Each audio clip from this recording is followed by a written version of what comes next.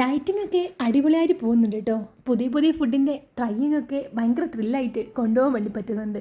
അപ്പോൾ എന്താ രാവിലെ തന്നെ കുറച്ച് ചിയാ സീഡ് സോക്ക് ചെയ്ത് വെക്കുന്നുണ്ട്. കുളിച്ച് വന്നപ്പോഴത്തേനും അത് റെഡി ആയിട്ടുണ്ടായിരുന്നു. ഒരു മുറി നാരങ്ങ അതിനകത്തോട്ട് പിഴിഞ്ഞ് വെച്ചിട്ട് ചെറു ചൂടുവെള്ളം ഒഴിച്ചിട്ടാണ് കേട്ടോ കുടിക്കുന്നത്. വിറ്റമിൻ സി ആണ് കേട്ടോ കൂടുതൽ നമ്മൾ ടാർഗറ്റ് ചെയ്യുന്നത്.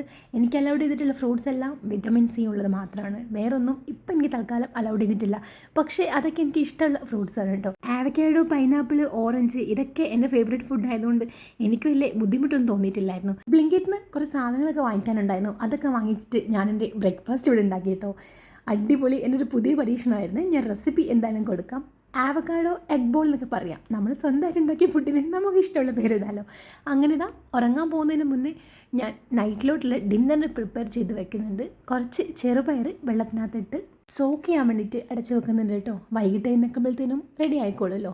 അങ്ങനെ ഇതാ ഒരു 6 മണിക്കൂറത്തെ ഉറക്കം കഴിഞ്ഞ് ഞാൻ വൈകിട്ട് എഴുന്നേറ്റിട്ടുണ്ട്. നൈറ്റ് ഡ്യൂട്ടിക്ക് പോകുന്നതിന് മുന്നേ എല്ലാം റെഡിയാക്കണം. എഴുന്നേറ്റ് ഉടനെ തന്നെ പയർ കുക്കറിനകത്ത് വേവിക്കാൻ വേണ്ടി വെച്ചു. ആ സമയം കൊണ്ട് കുറച്ച് വർക്കൗട്ടും കാര്യങ്ങളൊക്കെ ചെയ്തു. ഭയങ്കര ചെറുത്. സ്റ്റാർട്ടിങ്ങിൽ എങ്ങനെയാണോ അതുപോലെ. കാരണം മുന്നേ ചെയ്തിട്ടുണ്ടെങ്കിലും ഒരുപാടായി ഇപ്പോൾ ബ്രേക്ക് എടുത്തിട്ട്. അപ്പോൾ സ്റ്റാർട്ട് ചെയ്യുമ്പോൾ എന്തായാലും സ്ലോ സ്റ്റാർട്ട് ചെയ്തേക്കാമെന്ന് വിചാരിച്ചു. അപ്പോഴത്തേനും ഇതാ രാവിലെ ഞാൻ ബ്ലിങ്കിറ്റിൽ കാട്ടിലിട്ടതെല്ലാം വൈകിട്ടായിട്ടോ ഓർഡർ ചെയ്തത്. എല്ലാം ഒരുക്കി വൃത്തിയാക്കി വെച്ചു.